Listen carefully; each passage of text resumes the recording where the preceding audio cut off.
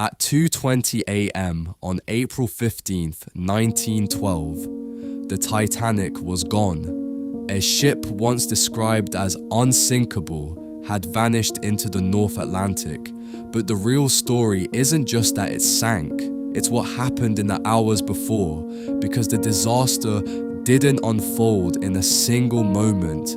It happened step by step, decision by decision, over the course of one long night. The RMS Titanic was one of the largest and most luxurious ships ever built, a British ocean liner operated by the White Star Line, designed to represent the peak of modern engineering. She left Southampton on April 10th, 1912, stopping in Cherbourg, France, and Queenstown, Ireland, before heading out across the Atlantic toward New York. On board were about 2,200 passengers and crew. At the time, there was widespread confidence in the ship's design. Her watertight compartments were seen as a major innovation, and because of that, many believed she was effectively unsinkable. But that belief would be tested just 4 days into the journey.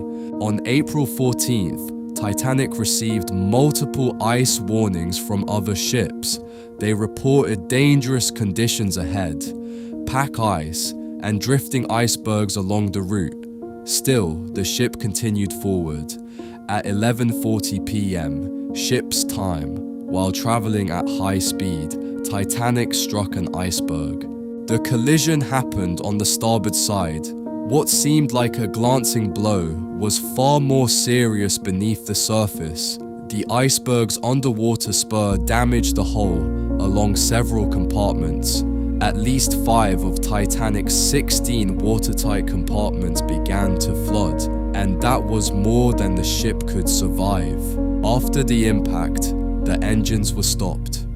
At first, there was no immediate panic, but within about an hour, the situation became clear.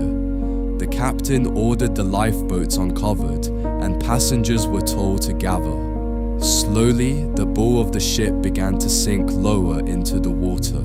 Titanic carried only 20 lifeboats, enough for around 1,178 people, far fewer than the more than 2,200 on board, and even then, many of those lifeboats were not filled to capacity. Some were launched partially empty.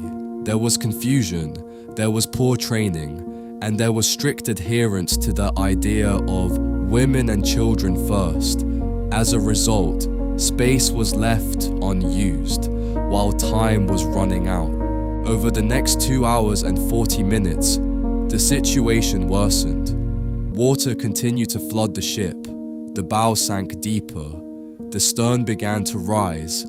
Meanwhile, Titanic's wireless operators were sending distress signals, first CQD, then SOS. Nearby ships received the messages, and one of them, the RMS Carpathia, began moving toward Titanic's last reported position.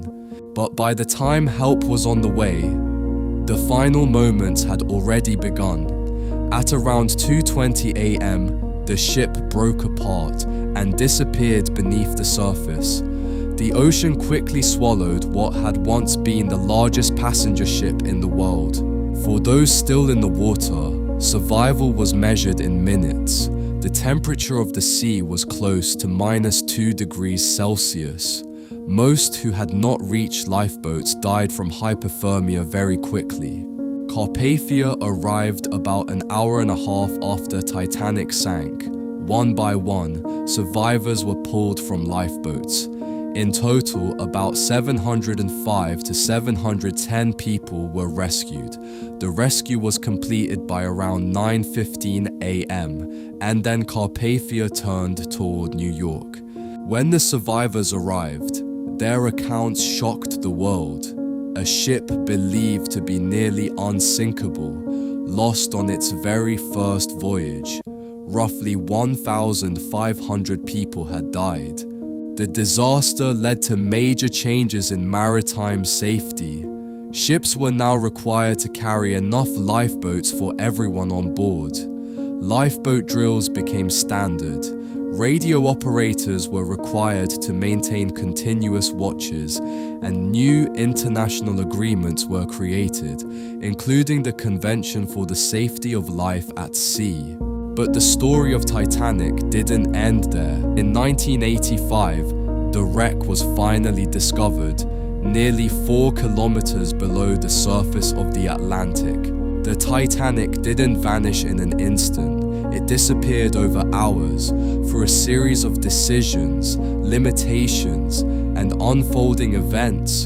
And that's what made that night so devastating. Not just the collision, but everything that followed. Subscribe and join us for the next story, because history is never just in the past. It shapes the world we're living in right now.